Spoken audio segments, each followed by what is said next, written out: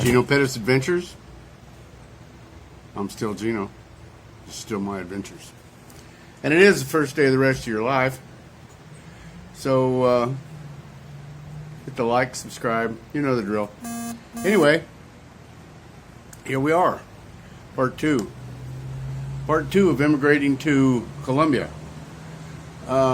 There's one part, a little thing that I missed for the first part, but it's also good for the second part. There is a website called Cancillería Colombia, Gobierno Colombia, and there'll be a link in the description where you can go to that. And what you can do there is you can do some research on what type of visa you think you're going to want. Okay, so that being said, okay, this is part 2. The big day came, got on the plane. You're here in sunny downtown Colombia, in whatever city you picked. You're at your hotel, you're chilling, and take a deep breath and let the adventure begin. Okay, you have arrived. You're at your hotel, and the first couple of days you just need to rest and look around and get yourself in order and check out your plan and see how you're going to get from point A to point B and how you're going to research properties. And the way I research properties, and you can do this before you get there also, is I go on Facebook and enter the name of the city, and then I just go for houses for rent or farms for rent or apartments for rent.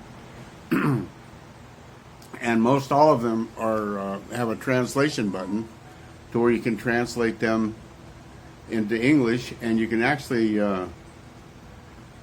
text these guys or gals and get to go see these places that you found online.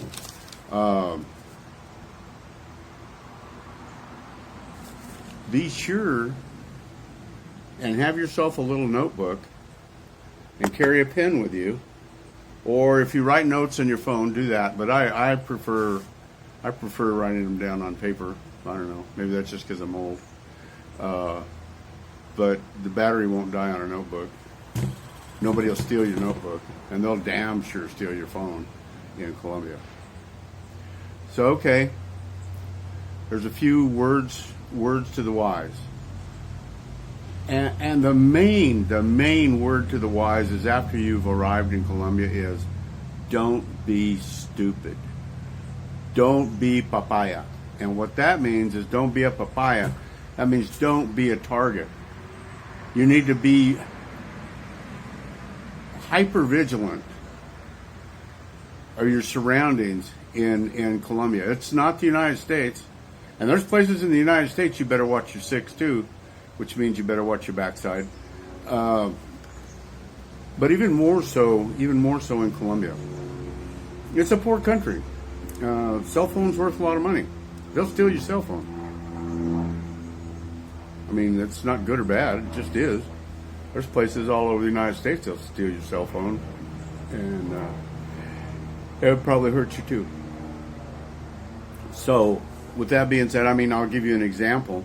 We had a COVID test, and we're riding in a cab back to Maria's house in Hidon, and I was using my video stick, this one, in the cab with the window rolled down, and the cab driver started freaking out. He says, "Don't do that. Somebody will run up to my cab and grab your phone through the window." And wow.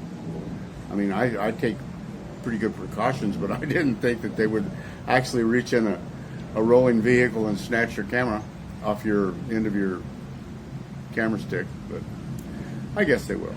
So, start your adventure. If you're there for a week, if you're there for 2 weeks, if you're there for 3 weeks, figure out how to get around to the towns that you want to go see. Go to the center of the town. Go to the main square in the town. Look around. have lunch. Find yourself an auxiliary hotel. You don't have to just stay at the one you landed at.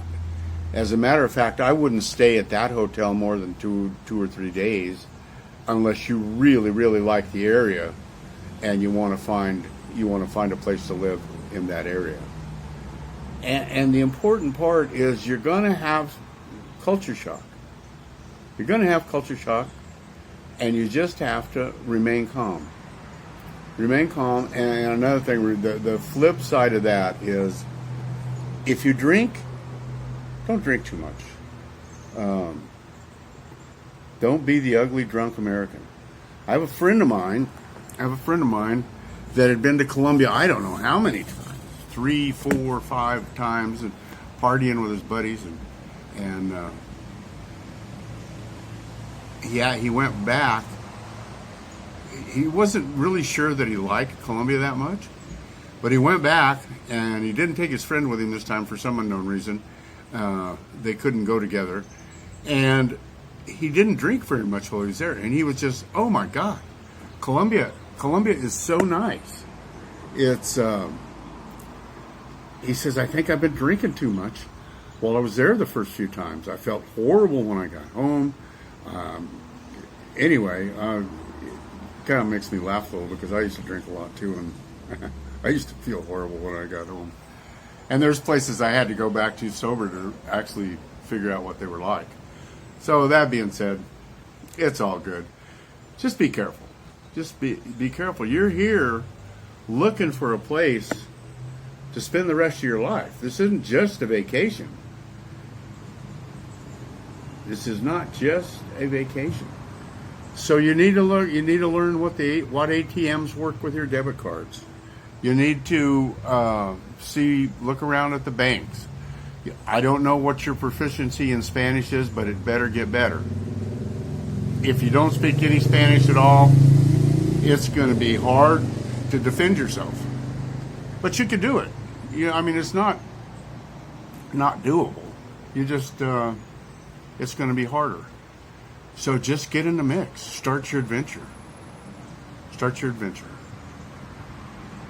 And don't believe everything that somebody tells you when they show you a piece of property, because you're going to get the Gringo effect. And that means that automatically, just because you are a Gringo, the price just went up. And get used to it, but just know it happens. And you don't have to fall for it. You just don't have to fall for it. I just had another friend of mine tell me that he found a really nice apartment for $340 a month, all in. My gosh, that's $1,496,000. It better be a freaking penthouse on the nicest apartment building in town, because if not, that is the straight up Gringo effect. Now, I forgot to ask him if it was furnished and all of that. Now, if it's furnished and it's on a month to month, well, that's still a little high, but you can get around that. So there you go. Check the Cancilleria to see what kind of visa you might want to apply for. And there's a group of them. I think there's 6 or 7 or 8 of them that you can apply for. From conjugal, which is a marriage visa, to a retirement visa. For a retirement visa, I think is only the requisite is only $1,000 U.S. a month to get a retirement visa. Check out the visas. Check out the apartments and houses that you might like, and pay attention when you're in the barrios. Look around, see what kind of barrio you're in, and enjoy. And don't just stay in one place. Get around, move around, go to different cities, go to different small towns. Find yourself a driver. A driver shouldn't never cost you, I don't think, more than at the outside 150,000 pesos a day, and that's all day. And that's him buying his own lunch. But if you got a nice driver and you like him, and he's taking care of you. Buy him lunch, give him a tip at the end of the day. I mean, after all, 150,000 pesos is like $34, $35. So that's pretty good for a day's work as a driver, car included. Get around. So there you go. Let me see what else I got on my list. Yep. Should have started with this. You're here. So what do you do next? But that's it. Relax at the hotel. Take a deep breath. Get up in the morning with a mission. You know, you can stay at the hotel a couple of days until you just really get calmed down. I don't know about how wound up you get on international flights, but for me it's quite stressful, and it takes me 2-3 days to wind down after I get home. And it's a good idea to do that because it gives you clarity, and you can actually see what's going on. Find yourself a driver. Find yourself where you want to go. Look at some properties on the internet, and just get about it. And we'll have more information on how to do all this. Oh, also remember, when you go on the Canceleria.gov.co website, Colombia website,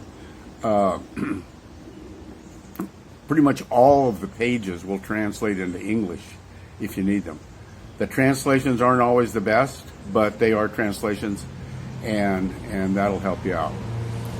In our next video, or the subsequent one, I'll actually have some people that can help you with your visa, and I'll tell you right now from the get-go, the first time I went down and I tried to get my visa online with my stepdaughter, and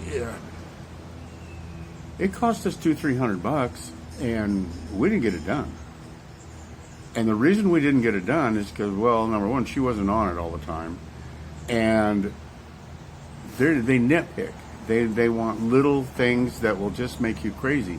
So if you pay a third party to get your